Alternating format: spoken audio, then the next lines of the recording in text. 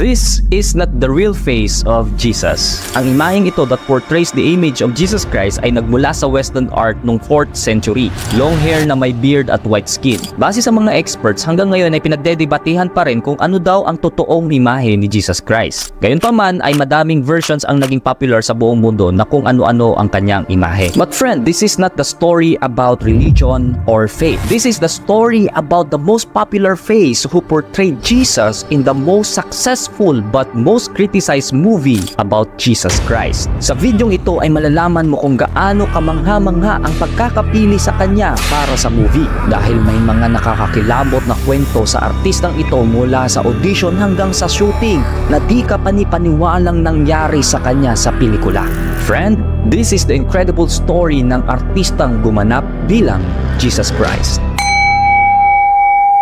Hey friend, this is a friendly reminder, your friend that reminds. Today, ngayong araw ay pag-uusapan natin ang tungkol sa story ng artistang gumanap bilang Jesus Christ. Sino nga ba ang artistang ito?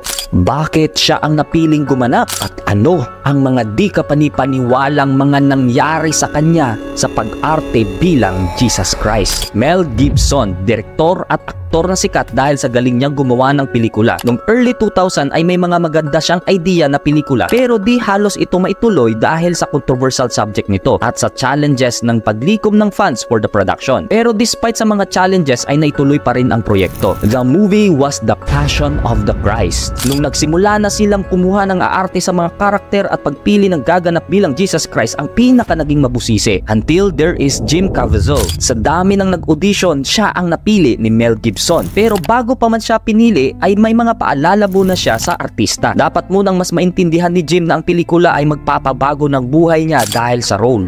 Kahit pa man siya ang first choice ni Mel Gibson ay binigyan pa rin ng sapat na panahon si Jim para pag-isipang mabuti ang pagtanggap sa project. And this is the weird part na mismong pangalan ni Jim Caviezel ay nagbigay ng attention kay Mel Gibson para mas i-consider siyang piliin sa role. Dahil ang apelyidong Caviezel ay malapit sa salitang Caviezel na ibig sabihin ay Life of Jesus sa Italian. Si Jim Caviezel ay 33 years old din noong mga panahon yon na pinaniniwala ang 33 years old din nung na-crucified ang ating Lord Jesus Christ. So after accepting the role, ano nga ba ang mga makapanindig balahibong nangyari kay Jim nung ginagawa ang pelikula ay maraming beses di umano na muntik niya itong ikinamatay. Habang nagsushoot sila sa scene ng pagsisermon ni Jesus Christ sa bundok ay tinamaan ng kidlat si Jim. Luckily, hindi gaanong napuruhan si Jim pero labis itong ikinabahala ng lahat at isa itong di pangkaraniwang nangyayari. Bukod doon ay aksidenteng tinamaan din siya ng totoong latigo sa eksena na kinukoronahan ng tinik si Jesus Christ at pinaparusahan ng mga bantay. Nagtamo siya ng 14-inch na sugat dahil dito. Pero pinagpatuloy pa rin ang pag-shoot na nagbigay ng mas realistic expression sa pelikula. Sa eksenang binuhat niya ang cross ay nagkaroon siya ng dislocation sa balikat dahil totoong mabigat ang pinabuhat sa kanya na cross na labis niya rin itong ininda sa shooting. Nung ginagawa ang pelikula ay winter nung panahon na yon sa Italy. Dahil sa ilang oras na shooting para sa eksenang napako sa krus ay nakaranas ng hypothermia si Jim o labis na pagkalamig na pwedeng ikamatay niya kapag di naagapan. Grabe ang mga nangyari sa kanya sa pelikulang ito. Yung dedication niya, grabe din. I-release ang pelikulang The Passion of the Christ noong 2004 at dahil dito umani ito ng napakaraming awards. The movie was nominated Best in Cinematography, Best Makeup, Best Original Score sa Oscars Award. They won the Best Movie for MTV Movie Award, Most Inspiring Movie of the Year sa Movie Guide Awards, nominated for the Best Motion Drama sa Satellite Awards, Top Box Office Film sa ASCAP Films and Television Music Awards, Best Movie for Mature Audience sa Catholic Films Critics Association Awards, nominated Best Family Feature Film Drama sa Young Artist Award. Ang dami nilang awards, di ba? Isa nga itong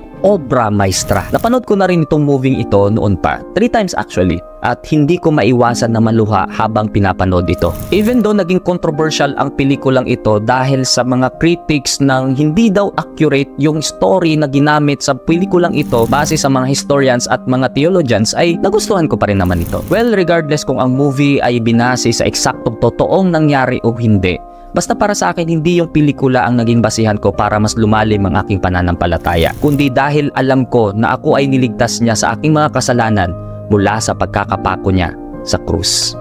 Well, just a friendly reminder.